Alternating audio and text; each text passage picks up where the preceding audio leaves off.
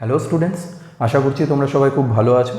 যেরকমটা তোমরা জানো, কম্পিটিটিভ এক্সামের জন্য ম্যাথসের ওপর থেকে যে সমস্ত কনসেপ্টগুলোর উপর থেকে প্রশ্ন দেয় সেই সমস্ত কনসেপ্টগুলো নিয়ে আমাদের চ্যানেলে ডিসকাস করা হয় এবং ম্যাথসের বিভিন্ন চ্যাপ্টারগুলোকে সলভ করা হয়। এর মধ্যে আমরা স্পিড, টাইম অ্যান্ড ডিস্টেন্স নিয়ে আলোচনা শুরু করেছি, যার উপর অলরেডি দুটো ক্লাস হয়ে গেছে। যে দুটো ক্লাসে আমরা এই চ্যাপ্টারের খুবই গুরুত্বপূর্ণ তিনখানা কনসেপ্ট নিয়ে ডিসকাস করেছি। এটা আমাদের স্পিড, টাইম অ্যান্ড ডিস্টেন্সের তৃতীয় পর্ব, যেখানে আমরা 4 নম্বর কনসেপ্ট থেকে ডিসকাশন শুরু করব। তোমরা যারা আপকামিং গ্রাম panchayat, clerkship, miscellaneous, CHSL, MTS, CGL বা রেলের পরীক্ষাগুলোর জন্য প্রিপারেশন নিচ্ছ, খুবই ইউজফুল হবে তাদের জন্য ভিডিওটা। যারা এর আগের ভিডিওগুলো দেখোনি তারা ডেসক্রিপশন বক্স থেকে অথবা আমাদের টেলিগ্রাম চ্যানেল থেকে লিঙ্ক নিয়ে সেই ভিডিওগুলোকে দেখে দেন এই ক্লাসটাকে অ্যাটেন্ড করো। তো চলো শুরু করা যাক। 4 নম্বর কনসেপ্টে আজকের ক্লাসে আমরা কী কী শিখব। দেখো, 4 নম্বর কনসেপ্ট যে কনসেপ্ট থেকে এই চ্যাপ্টারের উপর থেকে প্রশ্ন দেয় সেটা হলো, আমরা জানি স্পিড কী করে নির্ণয় করতে হয়। স্পিড নির্ণয় করতে হয় ডিস্টেন্সকে টাইম দিয়ে ভাগ করে, তাই না? কোনো একটা বস্তু যতটা দূরত্ব অতিক্রম করলো এবং যতটা সময় অতিক্রম করলো তাদের অনুপাতকে বলা হয় স্পিড, তাই তো? এখন স্পিড যদি equal to distance divided by time হয়, তার মানে এই যে গতি, এই গতি এবং সময় পরস্পরের ব্যস্তানুপাতিক, তাই না? অর্থাৎ সময় যত কম হবে গতি তত বেশি হবে, আবার সময় যত বেশি হবে গতি তত কম হবে। তাই আমরা বলতে পারি যে স্পিড এবং টাইম এই দুজনের অনুপাত পরস্পরের ঠিক উল্টো হবে। উল্টো হলে কীরকম হবে? অর্থাৎ দুটো বস্তুর যদি গতির বা স্পিডের অনুপাত হয় A:B, আমরা বলবো তাদের প্রয়োজনীয় সময়ের অনুপাত হবে B:A। অর্থাৎ একজন যদি A গতিবেগে আর একজন যদি B গতিবেগে যায়, তাদের গতির অনুপাত যদি A:B হয়, সময়ের অনুপাতটা কিন্তু হবে ঠিক তার উল্টো। একই রকমভাবে দুটো গতিবেগের বদলে যদি 3টে গতিবেগ দিয়ে দেয় কখনো, যে 3টে বস্তু আছে যাদের গতিবেগের অনুপাত A:B:C, তাহলে একটা নির্দিষ্ট দূরত্ব অতিক্রম করতে তাদের যে সময় লাগবে সেই সময়ের অনুপাত বের করো। মাথায় রাখবে, এই ধরনের অঙ্কগুলো করার দরকার নেই, জাস্ট মাথায় রাখবে গতিবেগের অনুপাত জানা থাকলে সময়ের অনুপাতটা হবে ঠিক তার উল্টো। তো 3টের ক্ষেত্রে উল্টো কী করে বের করব? এইভাবে করবে, 3টের অনন্যক বের করে দেবে, ঠিক আছে? এটাকে কাটাকুটি করলেই তুমি তোমার অ্যান্সার পেয়ে যাবে। যদি কনসেপ্ট এটা ক্লিয়ার না হয়, ভয় পাওয়ার কিছু নেই, আমরা প্রবলেম সলভ করি। প্রবলেম সলভ করতে করতে তোমাদের কাছে এটা ক্লিয়ার হয়ে যাবে যে আমি ঠিক কী বলতে চেয়েছি এখানে। তো চলো দেরি না করে চলে আসি প্রথম প্রশ্নে। দেখো প্রথম অঙ্ক কি বলেছে। প্রথম অঙ্ক বলছে, a bus can cover a certain distance in 15 hours. একটা বাস একটা দূরত্ব অতিক্রম করে 15 ঘন্টায়। If it travels with a speed of 72 kilometre per hour, যদি 72 কিলোমিটার প্রতি ঘন্টা গতিবেগে যায়, what should be the speed of the bus if it has to cover the distance in 12 hours. তোমরা যারা যারা ইংরেজিতে প্রশ্ন করতে অসুবিধা তাদের জন্য নিচে বাংলায় ট্রান্সলেশন করে দেওয়া আছে, তোমরা সেখান থেকে দেখে নিও। দেখো প্রশ্নটা যেটা বলছে সেটা আগে বোঝার চেষ্টা করো। বলছে একটা নির্দিষ্ট দূরত্ব আছে, যদি বাসটা 72 কিলোমিটার প্রতি ঘন্টা গতিবেগে সেই দূরত্বটা অতিক্রম করে, তাহলে তার সময় লাগে 15 ঘন্টা। কিন্তু এই দূরত্বটাই যদি বাসটাকে 12 ঘন্টায় অতিক্রম করতে হয়, তাহলে তার গতিবেগ কত হতে হবে এটা জানতে চেয়েছে। অর্থাৎ সময় কমাতে হবে। 15 ঘন্টার জার্নি যদি 12 ঘন্টায় কমপ্লিট করতে হয়, তাহলে গতিবেগ যেটা আগে 72 ছিল সেটা কত করতে হবে। বোঝা গেছে? এখন দেখো দূরত্বটা দুই ক্ষেত্রে একই আছে, তাই না? সময়টা কমে গেছে, যেহেতু কম সময় পৌঁছতে হবে গতিবেগ বাড়াতে হবে, তাই না? তো কী করে বের করব গতিবেগ কত হতে হবে? আমরা আগে সময়ের অনুপাতটাকে লিখে নিই, যে টাইমের রেশিওটা কত। এখানে লিখলাম প্রথমের সময়টা অর্থাৎ ইনিশিয়াল, এখানে লিখলাম ফাইনাল। পরীক্ষায় তোমার এত কিছু করার প্রয়োজন নেই, তুমি জাস্ট শিখছো বলে এত কিছু ডিটেলসে লিখছি। দেখো 15 ঘন্টা প্রথমে সময় লেগেছিল, পরে লেগেছিল 12 ঘন্টা। প্রথমে পৌঁছেছিল 15 ঘন্টায়, শেষে পৌঁছলো 12 ঘন্টায়। দুটো সময়ের অনুপাত কত? 3 দিয়ে কাটলে 3 5 15, 3 4 12, অর্থাৎ 5:4 হচ্ছে সময়ের অনুপাত প্রথম ক্ষেত্রে এবং দ্বিতীয় ক্ষেত্রে। এবং আমরা একটু আগে শিখেছি যে যদি দূরত্ব ফিক্সড থাকে তাহলে সময়ের যে অনুপাত হবে গতিবেগের অনুপাত হবে ঠিক তার উল্টো। অর্থাৎ এটা যদি সময়ের অনুপাত হয়, স্পিডের অনুপাত কত হবে? স্পিডের অনুপাত হবে 5:4 এর উল্টো, অর্থাৎ 4:5। মানে প্রথম ক্ষেত্রে গতিবেগ যদি 4 হয়, দ্বিতীয় ক্ষেত্রে গতিবেগ হবে 5। এখন প্রথম ক্ষেত্রে গতিবেগ কত ছিল? প্রথম ক্ষেত্রে গতিবেগ ছিল 72 কিলোমিটার প্রতি ঘন্টা। মানে এই 4 মানেই হচ্ছে 72 কিলোমিটার প্রতি ঘন্টা। তাহলে 5 মানে কত আমাদের বের করতে হবে। তাহলে অনুপাতের 4 সমান সমান বাস্তবের 72 কিলোমিটার প্রতি ঘন্টা, তাই না? তাহলে অনুপাতের 1 সমান সমান কত? 4 দিয়ে 72কে ভাগ করলে আমরা পাবো 4 18 72, এত 18 কিলোমিটার প্রতি ঘন্টা। তাহলে অনুপাতের 5 সমান সমান কত হবে? 5 সমান সমান হবে 18 গুণ 5, অর্থাৎ 5 18 90 কিলোমিটার প্রতি ঘন্টা। অর্থাৎ এই বাসটাকে কত গতিবেগে যেতে হবে? বাসটাকে যেতে হবে 90 কিলোমিটার প্রতি ঘন্টা গতিবেগে, তবে সে 12 ঘন্টায় এই দূরত্বটাকে কমপ্লিট করতে পারবে। ঠিক আছে, তো দেখো জাস্ট স্পিড এবং টাইমের অনুপাতের সাহায্যে আমরা অঙ্কটাকে করে ফেললাম। কোনো এক্স ধরিনি, কোনো কমপ্লিকেসি কিছু নেই, কোনো কঠিন ফর্মুলাও নেই। এর পরের অঙ্কগুলো আমরা এইভাবে সহজভাবে জাস্ট অনুপাতের এক্সচেঞ্জের মাধ্যমে করে ফেলবো, দেখতে থাকো। চলে আসি পরের প্রশ্নে। চলে আসি 2 নম্বর প্রশ্নে। 2 নম্বর প্রশ্ন কি বলছে দেখো, a bus covers a certain distance in 1 hour 30 minutes at a speed of 11.19 metre per second. কতক্ষণে কভার করেছে? 1 ঘন্টা 30 মিনিটে। A car covers the same distance, একটা কার, ইন 36 মিনিট। তাহলে জানতে চাইছে what is the ratio of speed of the bus and car. ঠিক আছে, তো প্রশ্নটা যেটা করছে সেটা হচ্ছে যে একটা নির্দিষ্ট দূরত্ব, সেটা ফিক্সড রয়েছে। এই দূরত্বটাই যখন একটা বাস কভার করলো, বাসের সময় লেগেছে 1 ঘন্টা 30 মিনিট। 1 ঘন্টা 30 মিনিট মানে বাসের কতক্ষণ সময় লেগেছে? বাসের সময় লেগেছে 90 মিনিট, তাই না? কিন্তু ওই একই দূরত্বই যখন একটা কার সে কভার করছে, তার সময় লাগছে অনলি 36 মিনিট। তো দুজনের কতটা করে সময় লাগছে সেটা আমাদের বলে দিয়েছে, এবং বাসের গতিবেগও আমাদের বলে দিয়েছে যে 11.19 মিটার পার সেকেন্ড। জানতে যেটা চেয়েছে সেটা হলো যে তাহলে গাড়ি এবং বাস এবং গাড়ির রেশিও অফ স্পিডের অনুপাত কত সেটা আমাদের বের করতে হবে। এটা MTS 2021-এ আসা প্রশ্ন। দেখো কত সহজভাবে প্রশ্নটাকে করবে তোমরা। আমাদের সময়ের অনুপাত বলে দিয়েছে, তাই না? সময় বলে দিয়েছে দুজনের কতটা করে লেগেছে। তাহলে আমরা সময়টা দিয়ে শুরু করি। কার সময় বলে দিয়েছে? বাসের কতটা সময় লেগেছে ওই দূরত্বটাকে অতিক্রম করতে, এবং গাড়ির কতটা সময় লেগেছে ওই দূরত্বটাকে অতিক্রম করতে, সেই দুটো আমাদের বলে দিয়েছে। সেটা কত না, বাসের 90 মিনিট, গাড়ির 36 মিনিট। ঠিক আছে, বাসের 90 আর গাড়ির 36, এটা হলো সময়ের অনুপাত। কাটাকুটি করলে 5 18 90, 18 দুগুণে 36। তো সময়ের অনুপাত যদি 5:2 হয়, আমরা কি শিখেছি? স্পিডের অনুপাত হবে ঠিক তার উল্টো, কারণ দূরত্বটা একই আছে। তাহলে স্পিডের অনুপাত কত হবে? স্পিডের অনুপাত ঠিক এটাকে ধরে উল্টে দাও, 2:5। আর কোনো কিছু তোমার করার দরকার নেই, এটাই হচ্ছে তোমার অ্যান্সার। গাড়ি অর্থাৎ বাস এবং গাড়ির গতিবেগের অনুপাত এটা।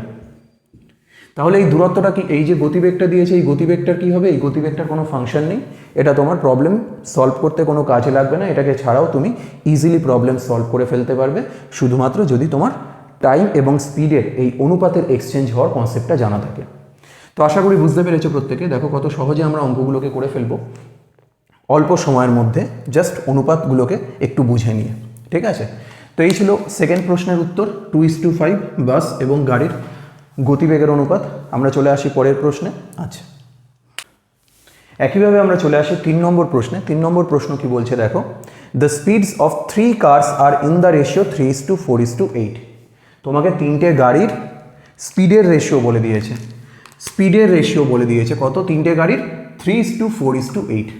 তোমার কাছে জানতে চেয়েছে the ratio of the time taken by this cars for travelling the same distance. অর্থাৎ 3টে গাড়ির যাদের গতিবেগের অনুপাত 3:4:8, ওদেরকে যদি একই ডিস্টেন্স অতিক্রম করতে হয়, তাহলে ওদের যে সময় লাগবে সেই সময়ের অনুপাতটাকে তোমাকে ফাইন্ড আউট করতে হবে। তো কী করে করবো? খুব সহজ। আমরা আগে লিখি, স্পিডের রেশিও আমাদের কত বলে দিয়েছে? স্পিডের রেশিও বলে দিয়েছে আমাদের 3:4:8। অর্থাৎ প্রথম গাড়ির স্পিড যদি 3 হয়, দ্বিতীয় গাড়ির স্পিড যদি 4 হয়, তৃতীয় গাড়ির স্পিড হবে 8। আমাদের জানতে চেয়েছে কি? টাইমের অনুপাত, এবং বলে দিয়েছে তারা সেম ডিস্টেন্স অতিক্রম করেছিল। এবং আমরা জানি যে যদি সমান দূরত্ব অতিক্রম করে প্রত্যেকে, তাহলে তাদের গতিবেগের যে অনুপাত, সময়ের অনুপাত কী হবে? ঠিক তার উল্টো। তো আমরা কিচ্ছু করব না, স্পিড থেকে টাইমের রেশিও বের করব এইভাবে। প্রত্যেকটা রেশিও, 3টে রেশিও আছে, আমরা অনন্যক করে দিই। 1/3, 1/4, 1/8। এখন 3, 4 এবং 8-এর লসাগু হচ্ছে 24। 24 দিয়ে আমরা প্রত্যেককে গুণ করে দিই, তাহলে লসাগুটার ভগ্নাংশ ফর্মে থাকবে না, সহজ ফর্মে চলে আসবে। এটাকে 24 দিয়ে গুণ করি, এটাকেও 24 দিয়ে।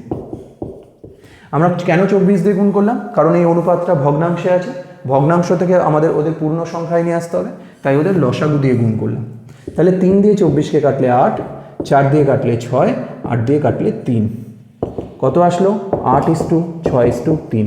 এবং এটাই অ্যান্সার, এটাই হচ্ছে ওই গাড়ি 3টির যে সময় লাগবে সেই সময়ের অনুপাত। ঠিক আছে, জাস্ট এটুকু করলে হয়ে যাবে। চলে আসি পরের অঙ্কে। তো দেখো 4 নম্বর প্রশ্ন কি বলছে। 4 নম্বর প্রশ্ন বলছে, a train covers a distance in 30 minute. একটা ট্রেন একটা দূরত্ব 30 মিনিটে অতিক্রম করে। If it runs at a speed of 54 kilometre per hour, 54 kilometre গতিবেগে যদি যায়। প্রথম ক্ষেত্রের গতিবেগ এবং সময় বলে দিয়েছে। জানতে চেয়েছে the speed at which the train must run to reduce the time of journey to 20 minutes. এই যে 30 মিনিটে ট্রেনটা যে দূরত্ব অতিক্রম করলো, সেই দূরত্বটাই যদি 30 মিনিটের পরিবর্তে 20 মিনিটে কমপ্লিট করতে হয়, তাহলে ট্রেনটার গতিবেগ কত হতে হবে? ঠিক আছে, তো কি করব আমরা? আমরা লিখি সময় কত কত লেগেছে। সময় লেগেছে প্রথম ক্ষেত্রে 30 মিনিট, তাই না? আর শেষ ক্ষেত্রে কত লেগেছে? 20 মিনিট। যেটা প্রথমে লেগেছিল 30 মিনিট, সেটাকেই করতে হবে 20 মিনিট। তাহলে প্রথম এবং শেষের সময়ের অনুপাত কত? 30:20 মানে 3:2। 3:2 যদি সময়ের অনুপাত হয়, তাহলে ট্রেনটার গতিবেগের অনুপাত কত হতে হবে বলো? গতিবেগের অনুপাত হতে হবে ঠিক এর উল্টো, কারণ দুই ক্ষেত্রেই ট্রেনটা একই দূরত্ব অতিক্রম করেছে। তো 3:2 যদি সময়ের অনুপাত হয়, গতিবেগের অনুপাত হবে 2:3। এখন প্রথম ক্ষেত্রের গতিবেগ আমরা জানি কত? 54। মানে এই যে প্রথম ক্ষেত্রে যে অনুপাতটাকে দেখতে পাচ্ছ 2, এর মানে হচ্ছে 54 কিলোমিটার প্রতি ঘন্টা। তাহলে দ্বিতীয় ক্ষেত্রের গতিবেগটা কত হবে তোমাকে বের করতে হবে। এখন দেখো 2 যদি 54 সঙ্গে সমান হয়, অনুপাতের 2 যদি আসলে 54 কিলোমিটার প্রতি ঘন্টার সঙ্গে সমান হয়, তাহলে অনুপাতের 1 27 কিলোমিটার প্রতি ঘন্টার সঙ্গে সমান হবে, এর ঠিক অর্ধেক, তাই না? আর আমাদের বের করতে হবে তাহলে অনুপাতের 3 কার সঙ্গে সমান হবে। 1 যদি 27-এর সঙ্গে সমান হয়, তাহলে তোমাকে বের করতে হবে অনুপাতের 3 কতর সঙ্গে সমান হবে।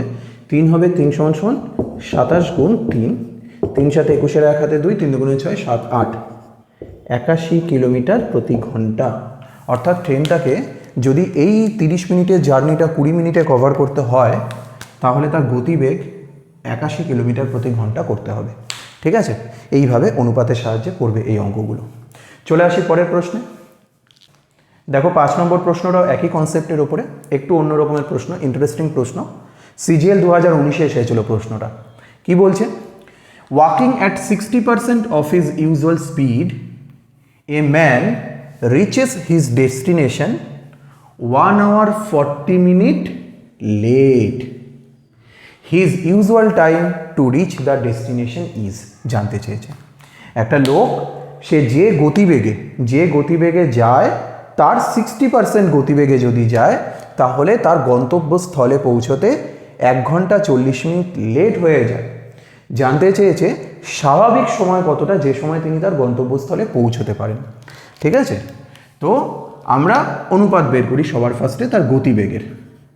এখন আমি যদি লোকটার গতিবেগের অনুপাত বের করতে যাই, গতিবেগ আগেরও বলেনি পরেরও বলেনি, শুধু বলেছে লোকটার যদি গতিবেগ 100 হয় স্বাভাবিকভাবে, এবং তিনি যদি তার 60% গতিবেগে যান, তবে তার লেট হয়।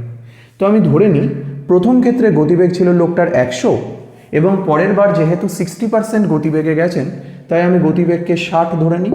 ঠিক আছে, অর্থাৎ প্রথম ক্ষেত্রে গতিবেগ 100 হলে পরের বার 60%-এ গেছে, গতিবেগ 60। তাহলে কাটাকুটি করলে 2 দিয়ে 3, 2 দিয়ে 5, গতিবেগের অনুপাত আসছে 5:3। ঠিক আছে, আর আমরা জানি গতিবেগের যে অনুপাত হবে, টাইমের অনুপাতটা হবে ঠিক তার উল্টো, অর্থাৎ 3:5। এই নিয়ে তো কোনো ডাউট নেই। কিন্তু টাইমের অনুপাত আমরা দেখে বুঝতে পারছি যে প্রথমে যে টাইম লেগেছিল তার থেকে দ্বিতীয়বার টাইম বেশি লাগছে, তাই না? আচ্ছা, অনুপাতটা দেখে বলো তো কতটা টাইম বেশি লাগছে? 3 থেকে 5 কতটা বেশি? 2 বেশি। কিন্তু বাস্তবে লোকটার কতটা বেশি সময় লেগেছিল? বাস্তবে লোকটার বেশি সময় লেগেছিল 1 ঘন্টা 40 মিনিট। আর 1 ঘন্টা 40 মিনিট মানে কত? 1 ঘন্টা 40 মিনিট মানে আমরা জানি 60 আর 40 যোগ করলে 100 মিনিট। এই 100 মিনিট কার সঙ্গে সমান? যতটা লেট হয়েছে, যতটা সময় লেট হয়েছে তার সঙ্গে সমান, প্রশ্নে বলে দিয়েছে। আর অনুপাতে আমরা দেখতে পাচ্ছি প্রথম ক্ষেত্রে 3 সময় লাগলে পরের বার 5, অর্থাৎ 2 লেট হয়েছে। তাহলে এই 2 আর 100 মিনিট সমান, তাই না? অনুপাতের 2 বাস্তবের 100 মিনিটের সঙ্গে সমান। অনুপাতে এতটা লেট হয়েছে, বাস্তবে এতটা লেট হয়েছে। তাহলে 2 সমান সমান 100 মিনিট। 2 সমান সমান যদি 100 হয়, 1 সমান সমান 50 মিনিট। আমাদের কাছে জানতে চেয়েছে ইউজুয়াল টাইম, স্বাভাবিক সময় কতটা? স্বাভাবিক সময় এইটা তো না, এটা লেট হওয়ার পরে যতটা সময় লেগেছিল। এইটা হলো লোকটার স্বাভাবিক সময় 3। তাহলে 3-এর অ্যাকচুয়াল মান কত? 3 তো অনুপাত। 1 মানে যদি 50 হয়, 3 মানে কত হবে? 50 দিয়ে গুণ করে দাও, সমান সমান 150 মিনিট সময় লেগেছিল লোকটা, বা স্বাভাবিকভাবে লোকটার 150 মিনিট সময় লাগে। 150 মিনিট মানে কত? 60 দুগুণে 120, 2 ঘন্টা 30 মিনিট। এটাই হচ্ছে আমাদের অ্যান্সার। অর্থাৎ লোকটা স্বাভাবিক গতিতে যদি যেত তার 2 ঘন্টা 30 মিনিট সময় লাগতো, কিন্তু যেহেতু স্পিড কমিয়ে দিয়েছে লোকটার 1 ঘন্টা 40 মিনিট লেট হয়েছে। অর্থাৎ এই 2 ঘন্টা 30 মিনিটের থেকে আরও 1 ঘন্টা 40 মিনিট বেশি লেগেছে। ঠিক আছে, এইভাবে এই প্রশ্নগুলোকে সমাধান করতে হবে। সিজিএলের আসা প্রশ্ন 2019-এর প্রশ্ন। এটা সহজভাবেই আমরা স্পিড এবং টাইমের অনুপাতের সাহায্যে করে দিলাম। যদি তোমাদের কারোর কিছু বুঝতে অসুবিধা থাকে বা কোনো রকম সাজেশন থাকে, ডাউট থাকে, তোমরা কমেন্ট বক্সে লিখে আমাকে জানাবে। আমাদের টেলিগ্রাম চ্যানেলে যুক্ত হয়ে যাবে, সেখানে এই ক্লাসের যে সমস্ত ক্লাস বা অঙ্কগুলো আমরা সলভ করছি তার সবকটারই পিডিএফ সেখানে আপলোডেড থাকে। এছাড়া বিভিন্ন সময় টাইম টু টাইম বিভিন্ন এক্সামগুলোর আপডেট বলো বা মক টেস্ট বলো তোমরা সেখানে দিতে পারবে। তো তোমাদেরকে আমি রিকোয়েস্ট করবো তোমরা টেলিগ্রাম চ্যানেলটাতে অবশ্যই যুক্ত হয়ে থাকবে। এছাড়া তোমাদের যদি এই চ্যাপ্টারের ওপর কোনো রকম ডাউট থেকে থাকে, কোনো প্রশ্ন, সাজেশন যা কিছু হোক, তা তোমরা উইদাউট এনি হেজিটেশন কমেন্ট বক্সে লিখে আমাদেরকে জানিও। ঠিক আছে, চলে আসি আজকের ক্লাসের শেষ প্রশ্নে। শেষ প্রশ্ন MTS 2021 এসেছিল এই প্রশ্নটা এই কনসেপ্টের ওপরে, যেখানে বলছে যে একটা train takes 1 hour 12 minutes to cover a certain distance. 1 ঘন্টা 12 মিনিট সময় নিচ্ছে একটা দূরত্ব অতিক্রম করতে, যদি তার গতিবেগ হয় 90 কিলোমিটার প্রতি ঘন্টা। এইবার বলছে if speed is increased by 40%, যদি 40% স্পিড বাড়ানো হয় তাহলে how long it will take to cover 7/3 of the distance. ঠিক আছে, তো দেখো খুব ভালো করে প্রশ্নটা বুঝবে। এখানে কি করেছে? এখানে ট্রেনটার স্পিড বাড়িয়ে দিয়েছে। স্পিড বাড়িয়ে দিয়েছে অর্থাৎ প্রথম ক্ষেত্রে যা স্পিড ছিল সেটাকে 40% বাড়িয়েছে। তাহলে স্পিডের অনুপাত কত হবে? প্রথমে স্পিড যদি 100 হয়, স্পিড 40% বাড়ানো হলে স্পিডটা হয়ে যাবে 140। অর্থাৎ কাটাকুটি করলে অনুপাত যেটা দাঁড়াবে 5 দুগুণে 10, 7 দুগুণে 14। এই দুটো হচ্ছে স্পিডের অনুপাত 5:7। 5:7 যদি স্পিডের অনুপাত হয়, টাইমের অনুপাত কত হবে? উল্টোটা 7:5। অর্থাৎ প্রথমে সময় 7 লাগলে পরে সময় লেগেছে 5, কারণ গতিবেগ বাড়িয়ে দিয়েছে। কিন্তু প্রথমে সময় কত লেগেছিল? প্রথমে সময় লেগেছিল 1 ঘন্টা 12 মিনিট, তাই না? 1 ঘন্টা 12 মিনিট লেগেছিল প্রথমে সময়, তাই তো? 1 ঘন্টা 12 মিনিট মানে 60 আর 12 72 মিনিট। ঠিক, যদি 1 ঘন্টা 72 মিনিট প্রথমে সময় লেগে থাকে তাহলে পরে সময় কতটা লেগে থাকবে? অর্থাৎ 7-এর মান যদি 72 হয়, 5-এর মান কত হবে তোমাকে বের করতে হবে। 7 মানে 72, তাহলে 5 মানে কত, তাই না? তো 7 যদি ইকুয়াল টু হয় 72 এর সঙ্গে, 5 কতর সঙ্গে সমান হবে? 72/7 ইন্টু 5। এতটা সময় লাগবে যদি তার গতিবেগ স্পিড বাড়ানো হয় এবং তাকে ওই একই দূরত্ব যেতে হয়। তো কিন্তু এখানে লাস্টে প্রশ্নটা একটুখানি অ্যাড করেছে। এত প্রশ্নই এত অবধি আমাদের আগের অঙ্কগুলোর মতন ছিল, যে অঙ্কগুলো আমরা করেছি এই ধরনের অঙ্কগুলো, এই প্যাটার্নের অঙ্কগুলো, লাস্ট 5টা অঙ্কে এই কনসেপ্টটা আমরা ডিসকাস করেছি। এই অঙ্কে ছোট্ট একটুখানি জিনিস অ্যাডিশন করেছে, সেটা হচ্ছে যে দ্বিতীয় ক্ষেত্রে যে দূরত্বটি অতিক্রম করছে সেই দূরত্বটা আগের পুরো দূরত্বের মতন সেম নয়, তার 7/3 অংশ, তাই না? যদি 7/3 অংশ দূরত্ব অতিক্রম করে তাহলে আমাদের যে সময়টা লাগছে সেই সময়টাও আমাদের চেঞ্জ হয়ে যাবে, তাই না? টাইমটা তখন আর এইটা থাকবে না, টাইমটা তখন কত হয়ে যাবে, টাইমটাকেও যে টাইমটা আমাদের লাগছে সেই টাইমটাকেও 7/3 দিয়ে গুণ করতে হবে। তো আমরা একে 7/3 দিয়ে গুণ করব, 72/7 গুণ 5, এতটা সময় লাগছিল পুরো এতটা দূরত্ব অতিক্রম করতে। তাহলে 7/3 অংশ দূরত্ব অতিক্রম করতে কতটা সময় লাগবে, এই সময়টাকে 7/3 দিয়ে গুণ করব। দেখো 7 7 কাটলো, 3 দিয়ে, 3 দুগুণে 6, 7, 3 4 12, 5 24, 120, ঠিক আছে? 120 মিনিট, 120 মিনিট মানে হচ্ছে 2 ঘন্টা। অর্থাৎ ট্রেনটার স্পিড যখন 40% বাড়িয়ে দেওয়া হবে তখন ট্রেনটার যে ডিস্টেন্স আগের বার অতিক্রম করেছিল তার 7/3 অংশ দূরত্ব অতিক্রম করতে সময় লাগবে 2 ঘন্টা, ঠিক আছে? তো এই ছিল স্পিড টাইমের রেশিওর ওপরে আমাদের যে সমস্ত প্রশ্নগুলো দেয়। আমি মোটামুটি মোস্ট ইম্পর্টেন্ট যে কোশ্চেনগুলো ভ্যারাইটিস টাইপের টপিকের এই কনসেপ্টের ওপর সেগুলো তোমাদের সলভ করার চেষ্টা করলাম। তোমরা যেই টেক্সট বুক ফলো করো না কেন সেখান থেকে এই কনসেপ্টের ওপর অঙ্কগুলোকে প্র্যাকটিস করো। যদি কোনো অঙ্ক তোমাদের আটকায়, যদি কোনো রকম ডাউট হয়, তোমরা কমেন্ট বক্সে লিখে আমাকে জানিও, আমি সেগুলোকে ডেফিনেটলি অ্যাটেন্ড করার চেষ্টা করব। তো আজকের জন্য এখানেই শেষ করি, চলে আসবো এর পরের ভিডিওতে পরের কনসেপ্ট নিয়ে, সাথে থেকো। Thank you.